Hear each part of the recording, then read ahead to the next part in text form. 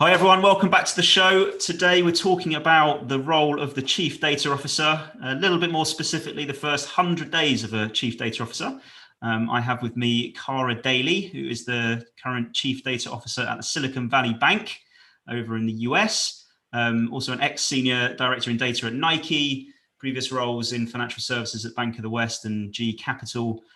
So great, illustrious career, and welcome to have you on the show, Cara. Thanks for coming.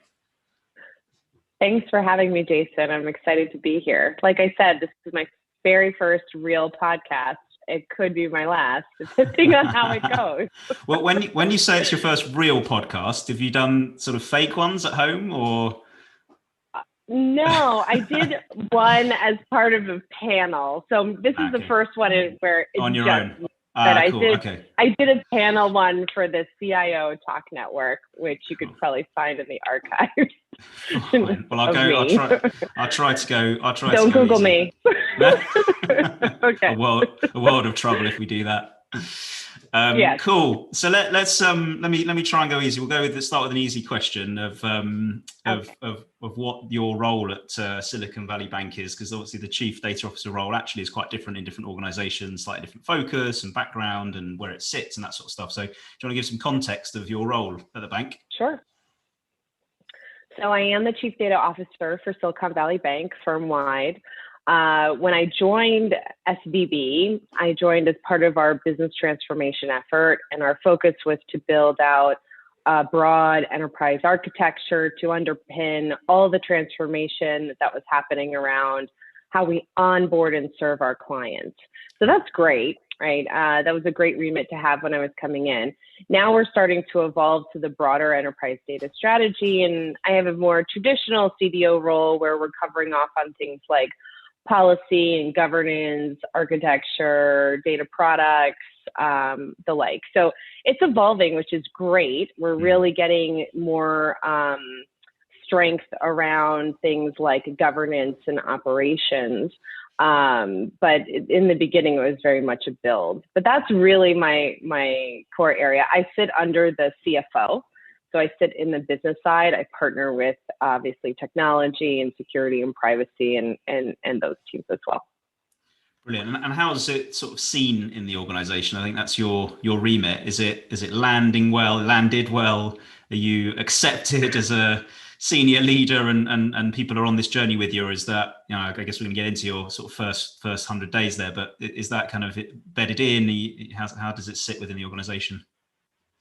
Well, I think, first of all, everybody was, very welcoming at SVB of the role, of the remit, but you had to carve it out. I had to carve it out kind of on my way in. And that leads to the 100-day topic. But I mean, I think most CDOs get this, is that you have to hustle for every dollar, every seat at every table. This is a brand new function in the firm that you're coming into, and you really have to carve it out yourself. I do think we've made some massive progress, and we're now really starting to see the more traditional CDO remit come about, which is great. But we had to prove ourselves in the beginning, and that was really our work on transformation. Yeah, I like the way you explain that, and I think a lot of data leaders that we talk to or are recently in post don't expect or have experience of the hustle. And actually a lot of the roles don't end up working out because either some combination of the hustle isn't there or some combination of it's not received coming back, and therefore budget isn't approved, and it gets a bit of a tiresome sort of treadmill. But I think you're right. There's a certain trait there, isn't there, to be able to just roll up your sleeves, hustle the hell out of this thing, get some cash, move the agenda forward, convince people it's the right thing to do, show people it's the right thing to do. Absolutely. The hustle is real. You are a founder. You are a co-founder in the data company inside your firm, and it's a new concept. You have to sell the why. You have to get business engagement. You got to get people to invest in you. So it is a hustle. I love it. I think it's thrilling. It's a roller coaster. But it's not for everybody. And I do understand the fatigue that CDOs get after 2 to 3 years, because it's nonstop. There are no huge wins on the CDO side. You'll just have like a lot of mini wins, and you have to get comfortable that those are the wins that fulfill you at the end of the day. But the big bang wins, they're just not there. Yeah, and it's how you package up those small wins, because I think you can, the sum of those actually can be and should be quite large. So but it takes time, right? It takes time, sure. And then you look back, and so you do have big wins, but I mean, for the most part, you have to celebrate all the incrementals, right? Yeah, for sure. Let's go back then to the journey you've been on, and look at sort of what you did when you arrived. What did that first? I mean, we've said 100 days, but just the first sort of initial period look like. What does the hustle look like in those first few months? Well, I would say the first 100 days have to start before you land, right? You have to understand that when you were interviewing, there were problems said to you about the firm. So for me, when I was coming into the bank, I understood that there were challenges around business transformation, and that there was a lot of manual processes, there was a lot of paper shuffling and hand-holding of client information, not in any kind of automated or digitized way. So you have to really understand the problem statements going in. So that's really, and I also did my homework. I really did my homework on SVB. I talked to a lot of folks that I knew in my network around SVB and what their key challenges are. I tapped into some of the great partners that I've worked with in the past, as an example, EY, and got a understanding, what the lay of the land was. I would say the first 30 days of my role, I spent a lot of time, obviously, just getting to know everybody, getting to understand the immediate problems in front of us as it pertained to data and digital.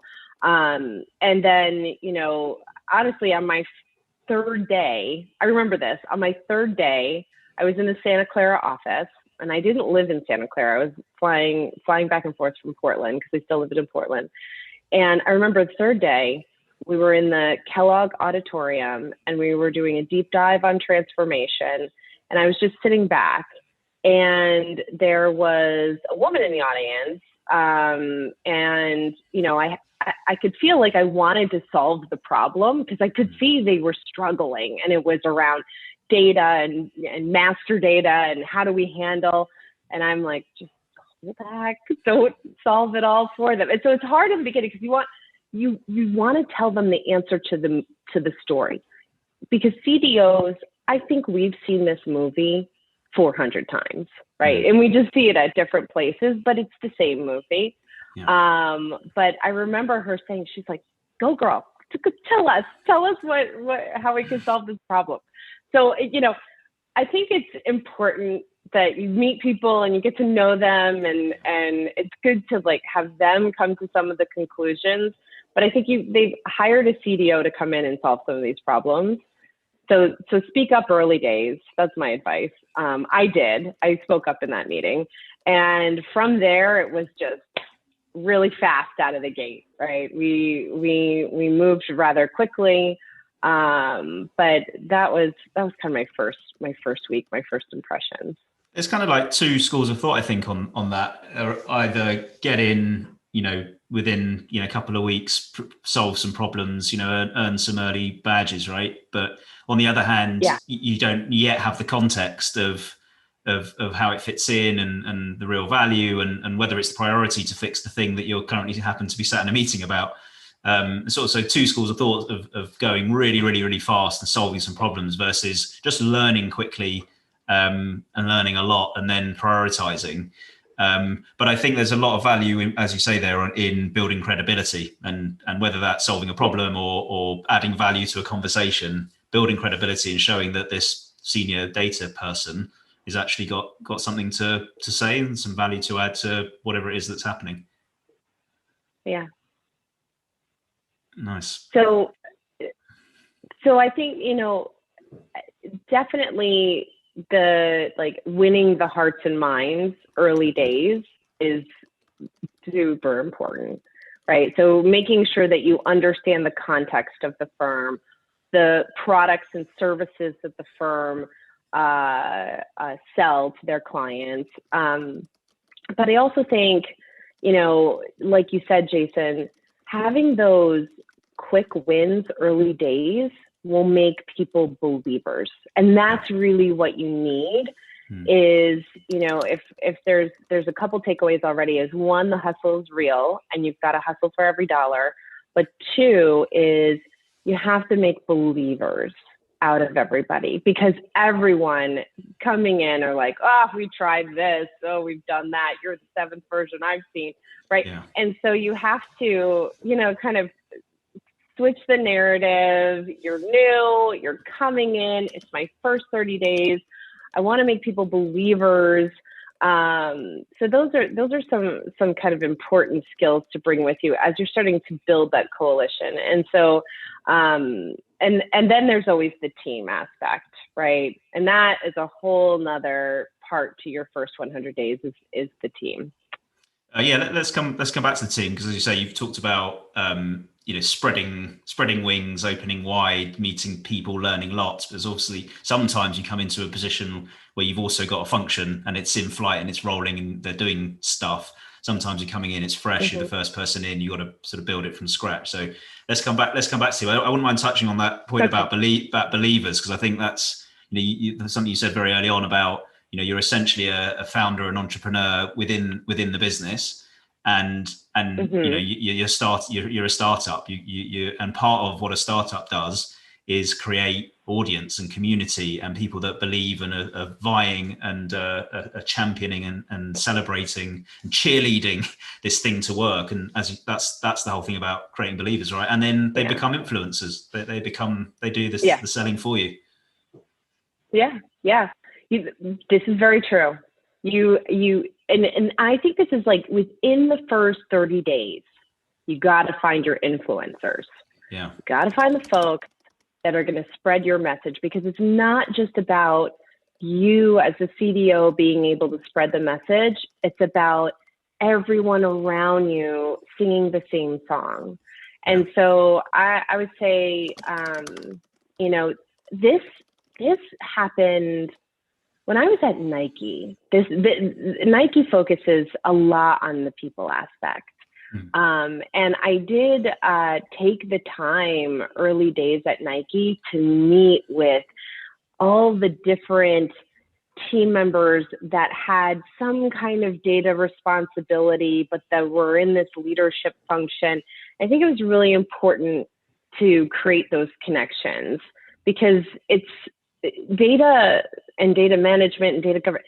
It's just, one, people try not to fall asleep when they hear the words data governance, and it's hard. You have to make it interesting. And the way you do that is to share what problems you're going to solve with these types of capabilities and tooling, right? Yeah. And so I think that believer aspect has to come, and also having others share the narrative that you're crafting around it is critical. And it's critical, and that's something just early days to get going on. Yeah, super important. Let's talk about your team then. So we, as we said, we've touched on spreading the blanket wide and the reach wide. Yeah. It sounds like you came into SVB with a team to run with as well. What did that team look like, and how did you get them behind what you were doing? I didn't have a team. Oh, you did? I joined, misunderstood. Oh my gosh, I did not have a team. When I joined, it was a blank slate. I was given this one person who's a fantastic person. I was given one person, and they basically were said, okay, we have all these problems. Can you go solve them? Which is like, both he and I love that. And he had been at the company for a very long time, really well respected, known throughout the organization. And he and I built this team. We brought in some people from other teams. We hired, we looked for the right skill set, and we really built a team around the next 2 years of build, right? We knew that we wanted to set the stage for an enterprise architecture where data would flow end to end. We use this tagline: connected, clean, and complete. We want connected, clean, and complete data flowing end to end across the organization, fueling insights and outcomes. And so that's a lofty statement. How do you tactically execute to that? You have to build a team. So I think at the first, like, we got our, 30 days, we kind of just got ourselves together. We met people. We started to build that vision and that high level strategy around what we wanted to create as part of business transformation, but also more broadly. And we start to bring people in.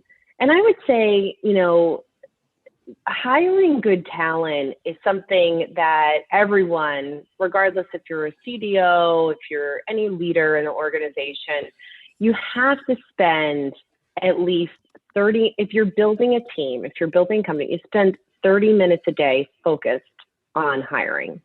30 minutes, block it in your calendar, just focus on that, because weeks will get away with you. Yeah. We'll just fly away, and next thing you know, you're in a situation where you wish you should have put that time in to the job description creation. I mean, when I said that there was nothing, there wasn't a job function. We had to craft the whole HR job role function and job descriptions, and I'm copying and pasting job descriptions off of LinkedIn and we're using those. I mean, we did everything. And I say we because I couldn't stress enough, I could not have done what we've done if it wasn't for that first partner I had, Baldev. He was amazing. And sounds like you had, whilst I misunderstood before, you didn't have a team, you had budget or headcount early. Did you have to fight for that? Was it available when you rocked up? Did you have to sort of prove ROI to show the return on it or anything like that? Or was it just that we need to do data, we know we're gonna have to invest in this, here's a sort of a starter kit for you? It was a little bit of both. So because we started our first gig, if you will, our first gig was transformation. A lot of the budget had been set aside for that program.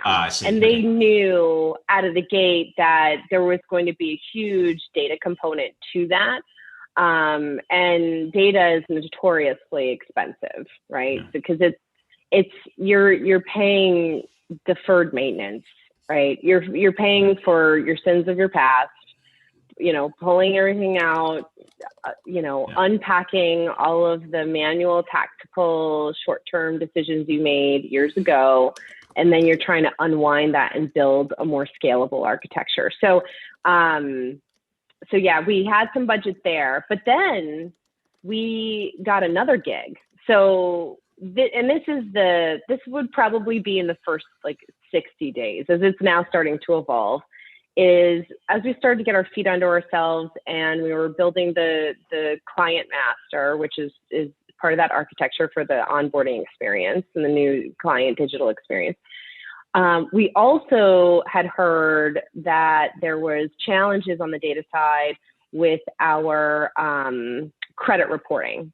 And so we thought, okay, if we're going to start to just deliver on some short-term use cases to build that coalition, to build that broader strategy on the enterprise and what we want to do for the future, let's take on some projects or programs that will pressure test, right? So we looked at the client master work as pressure testing master data management. right? Yep. And the whole concept around having a single source of truth and a view of the client. And then the credit reporting project we looked at as, okay, that's going to pressure test the whole data governance and controls. So as because the data has to be highly, highly accurate. It's going externally. The lineage has got to be there. So we use those two use cases, and it really pressure tested the frameworks well. And we delivered. And I think that's the thing. Yeah, what I liked about that, Cara, is that you often, again, particularly in traditional sort of businesses and with lots of legacy, you go, oh, we better sort out sort of data governance, and data governance in its own right becomes a program. And actually, in its own right, it's not it's not a thing. It's only supporting other things that you need to do. But what I like is that whilst you sort of found projects to validate, to test, to justify doing something, but you aligned it with a particular outcome, so that customer onboarding. So it had a value. It had a value to it, not just its sort of own right. Was that important to either get budget or get buy-in, or was it just a sort of a sensible? You usually see it as a sensible approach to make sure that we tested a thing, but also delivered value at the same time? I think that's what we wanted. I mean, it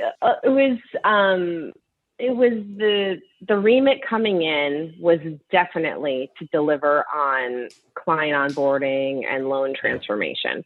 Those were probably the reasons why they brought someone like myself in. And that's great. I mean, every CDO should have some high visible business facing problem to solve. Like, that's great. That is great. Now the work is hard. The work is hard, but it's great. It's visible. There's a strong program team around the initiative.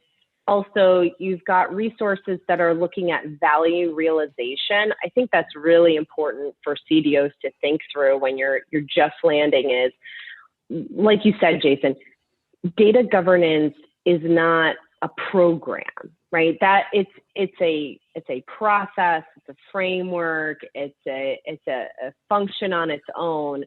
But in order to make it real for people, it's got to show up in these business priorities and these outcomes.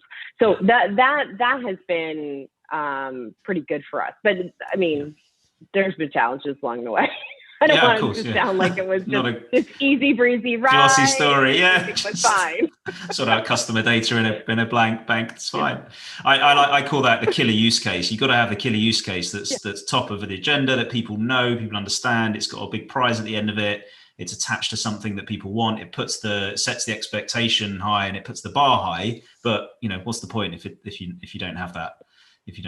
But right. So great. No, that's interesting. Sort of feed into it. What were some of the sort of top priority things to focus on? I know we talked sort of quite generally about sort of building relationships and that kind of thing. Did you also, through those 6 days, sounds like you sort of got in and got working quickly. Did you also try and build up your plan and strategy for the longer term within those first sort of 100 days, or did that come? Is it just we're on this transformation program, we've got to sort this stuff out, we're going? And it was all more aligned to the transformation program than your own sort of data strategy in its own right, or were you sort of building that up at the same time? So it happened a little later. So to your point, we did focus on transformation first because that was our first paying gig. We had to deliver, so our focus was really about transformation. However, I would say probably in the first 4 or 5 months, we started thinking about the broader strategy. And this was where we, and this is when we started to build the team, and we brought some key leaders in, and we started to do a focused engagement around that data strategy work. And we brought a partner in to help us with that. And that really, helped us look at, here are the problems we were solving right in front of our faces with transformation and credit. And then here's the broader initiative around a modern architecture, cloud-based, a capability for the organization that democratizes data. We wanted a self-serve analytics capability. So everything that, all the things you want on your holiday Christmas list around data and analytics, we wanted that. And so we did spend the time to build that strategy. And I think it's really important, especially when you're a CDO coming in, if you are pinned to here are the priorities, get those done. You need to get those done because that's going to earn the stars.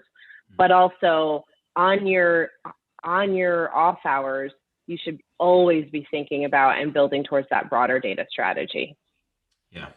Well, it did, and those two things, the early wins, the strategy, they go pretty hand in hand, don't they? You know, to earn the right to build and to execute a 3-5 year strategy, sometimes you need to build some credibility. And sometimes people can build credibility just by talking to people, small, pockets of proof of concepts. But sometimes, as you say, you come into a transformation program, and delivering that is the way you build credibility. But either way, it earns you the right. It earns you the right to have the conversation and to sort of lay a strategy down. What if that was sort of came after your 100 days? Then what were some of the other things that you did sort of in those early days that we haven't touched on that helped build momentum, helped sort of move the story forward? Well, let's see. Around the strategy, we did focus a lot of our time on defining the reference architecture. And I think that's a big storyline for us at SVB. And what we've been working on the last several years is we had to modernize the landscape. And, we were lucky in one respect is that, when I came in, the foundation was mostly an enterprise data warehouse. We had systems hooked up to the EDW. They didn't go that step to Hadoop or anything like that. So we thought, okay, with this new reference architecture, we'll just make that big leap to a modern data lake in the cloud. And we had tech partners certainly helping us define it. So I think we spent a good amount of time on what does the reference architecture need to look like based on use cases that we were gathering from talking to people. That's important too. I think what we should have focused on earlier is the build out of the base level of policies. We kind of jumped to the build of the capabilities, and we didn't build out the policy piece. Which type of and policies? we had like having a metadata policy, a master data policy, or reference. Like we just went to the build, and we're refactoring now, honestly. And I think that's a good lesson learned is for CDOs. Don't forget the basics. Don't get so excited by the shiny objects of building to forget the fundamentals of data governance. It will bite you in the end. Yes. and so it will absolutely bite you. And I know it's not always the most thrilling thing to do, but having that will be part of a very strong foundation for the future. Now, I do think the data governance of the future, and I just recently shared an article on this on my LinkedIn, the data governance of the future is more automated, is more AI, ML, and automation and all of that. Yeah. So again, don't forget the fundamentals when you first land in your first 100 days. Do a gap assessment. Understand from a policy, standards, procedures, and tooling perspective, what do you have, what you don't have, and then build that plan rather quickly to close those gaps. Yeah, I think back to your point earlier, you've got to prioritize those. They're not all those problems aren't equal. They're not all equally difficult to solve. They're not all equally impactful. So yeah, and you can, if 10 of the 20 problems that you found can align to, your MDM transformation program part, then great, align them to that, and at least you solved them in context of something rather than like a standalone activity. Cool. Mm-hmm. Just kind of thinking about wrapping up and closing this out, but I'm interested in what you think the kind of key suppose behavioral or approach or style things were important to you in the early days, in terms of how you came across to your broader organization, and of course that may have changed because of the culture of the bank. But yeah, so what were some of the key, I don't know, traits, behaviors that were important to you that you think are important to others? Well, I'm a big believer that the CDO is head of sales. You're head of sales for the data company. And so that means you need to create connections. You need to get buy-in. You need to have a really good why statement. Always asking in your head, if you're working on a deck, if you're pitching to a group of people, so what? What is the so what here? And so I think that's important. The traits and behaviors of a CDO is to have a real ability to sell the vision. Now, I think that the second trait and behavior, which is really important, is to hire a team, to hire a diverse team. I mean that, in terms of like the way people lead and operate and think. It's important that you have the strategic thinker. You need a strategic thinker because that person needs to be thinking about the 3 to 5 year roadmap. Yeah. You need the doer. You need the doer that is going to just get it done. You need the person that's going to ride shotgun with you as your partner. It's almost like your tech sales engineer who can speak to the lower level of detail in an authentic way. Those are the types of profiles you want to start to build in your team. And then, of course, it's all about, getting the right people, the right skill set into the organization. I can't say enough good things about my team, and it's not just because they're going to listen to this podcast. Sure. You said it to me before we started recording, so we're all good. I did. And I wasn't paid to say any of this. But, it's the unfortunate part now is we're all at home with this COVID, and, our team loves to just be together and have quarterly meetings and offsites and dinners. And I mean, we had, while the work was tough, it's a challenge, we also have a great community within our team. And so it's hard, but I mean those are things to focus in on. Now, if you're a CDO coming in, and this is the last part, if you're a CDO coming in and you're inheriting a team, right, that's a little bit different.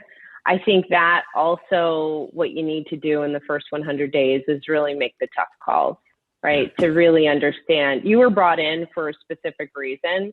And if there's underperformers, then you have to make those big decisions. Yeah, for sure. Cool, amazing. Well, your ethos of CDOing, if that's such a thing, I may have just made that up, is great. Which is, you've got to craft it, you've got to hustle, you've got to sell the vision, but you can't just stop there. You've got to make it happen.